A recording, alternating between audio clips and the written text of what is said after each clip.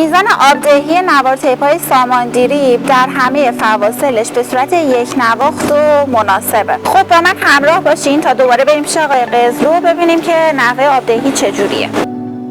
این آبدهی نوار تیپ ما که تو طول تولید تست میشه و آبدهیش هم که خودتون میبینید به چه صورت کامل و شفاف.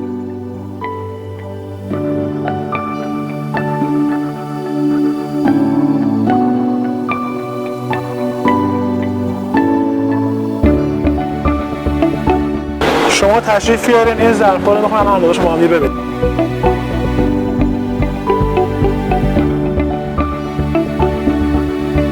سه تا ظرف مختلف از جاهای مختلف نوار تست شدن.